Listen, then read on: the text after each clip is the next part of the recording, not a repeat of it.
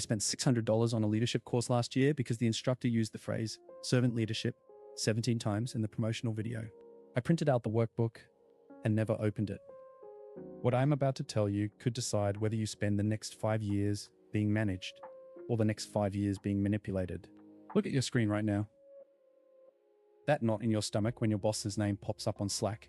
The way your voice gets quieter in meetings after they've spoken. The silence after you offer an idea, and the only response is another question.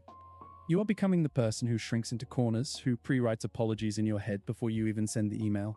You are being turned into the reactive, defensive version of yourself. If you click off this video right now, that feeling keeps running on you forever. 1 year from now, you will still be the person whose chest tightens when their manager walks by. The first question is the hypothetical pivot. It sounds strategic. What would you do if the client suddenly demanded this impossible change? Psychologically, this is cognitive load redirection. It forces your brain to solve an abstract puzzle, pulling your mental resources away from the concrete failure happening right now. Your defense is to anchor back to facts. Starting today, when you hear a hypothetical, reply with this. That's an interesting scenario. To address our actual situation, let's first document what happened and the decisions that led us here. You are one of the 13 people who will see this video. YouTube buries channels like this because the algorithm hates raw, educational, non-coped content.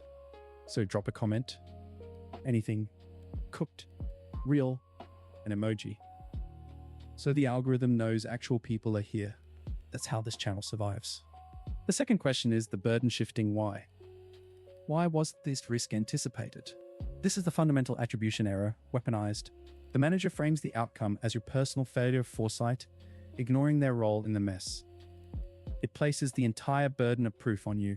Your move is to reframe it as a process issue. Follow this rule. Never answer a why about blame. Instead, say this.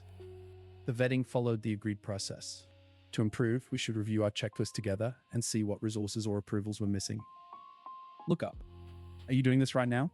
The third question is the false consensus probe. Does the rest of the team feel the same way? This is social proof coercion. It leverages your need for tribal belonging to make you doubt your own legitimate concern. Your defense is to decouple your point from group sentiment. Stop looking for allies in the moment. Start saying this. My feedback is based on the project requirements and my capacity. It's a separate matter from polling the team, but I'm happy to discuss the data that led me to this conclusion. If you are still watching, you are already different from the 90% who left at the first question. The fact you are still here tells me you are serious. The fourth question is the retroactive deadline. When did I say it was due? I was clear it was today. This is memory ambiguity exploitation. They rely on the fallibility of your recall under stress. Your tactical move is to make verbal agreements inert. Starting tonight, after any conversation about timelines, send a one-line summary email. When they gaslight you, your response is already written. Say this. I have it noted as due today based on our last exchange. To avoid this going forward, I'll send a brief summary email after our talks to confirm timelines. For now, here is the deliverable.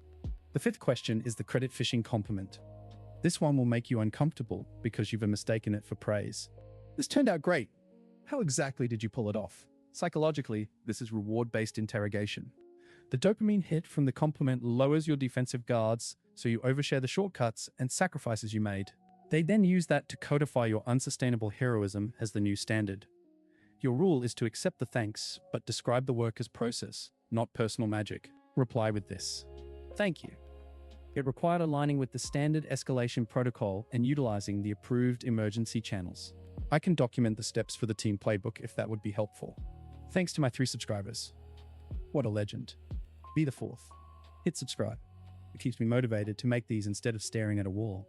The master pattern across all 5 is strategic deflection through manufactured ambiguity. A toxic leader cannot operate in an environment of clear accountability.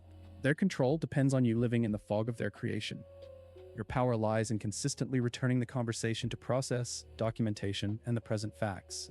This is the part where every other channel sells you a communication course. Cope Ledger does not sell anything. No mentorship. No apply to work with me Discord. We keep the receipts. We do not run the scam. The choice is yours.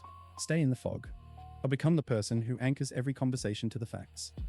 The loudest power you have is the one you never give away.